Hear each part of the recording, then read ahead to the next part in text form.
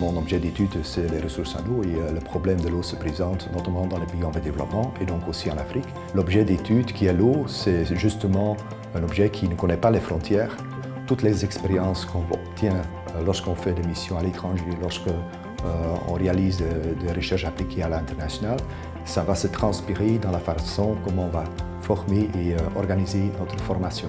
Eh bien, il y a toute une série de partenariats qui ont été établis avec un grand nombre d'universités à l'étranger. Si je prends les étudiants qui sont en master, 45% des diplômés de la faculté des sciences auront eu une expérience en dehors de l'UC Louvain, à l'étranger, dans le cadre de leur master. Une expérience à l'étranger est une expérience humaine, riche, on gagne en autonomie, on apprend des langues étrangères, on va se mettre un petit peu en dehors de sa zone de confort et c'est positif en termes de développement personnel et d'acquisition de compétences. On va rejoindre une autre université ou un autre laboratoire en Finlande, en Espagne, en Italie, parce qu'on va y trouver des choses qu'éventuellement on ne trouve pas ou pas développés de la même manière chez nous à l'UC Louvain. On constate de plus en plus que des étudiants qui disposent d'un bachelier à l'UC Louvain sont intéressés pour faire un master complet à l'international sur des durées courtes, moyennes, longues, sous forme d'études, sous forme de stages, de volontariat. Il faut préparer un départ parfois 6 mois, 1 an et demi à l'avance. Et puis les démarches administratives sont parfois assez énergivores et elles prennent du temps aussi.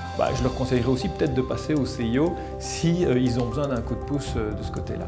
La question évidemment de l'anthropologue, c'est de réussir à entrer dans la compréhension d'un mode de vie radicalement autre que le sien, travailler au quotidien avec les personnes et apprendre peu à peu quelle est leur manière de se penser au monde. Il me semble qu'au moins une fois dans sa vie, il faut faire cette expérience de l'altérité radicale, c'est-à-dire de faire le choix vraiment de sortir de sa zone de confort et d'essayer d'apprendre à partir de la manière dont les autres se vivent et se pensent au monde. Pour moi, l'internationalisation est quelque chose qui est naturel et assez logique.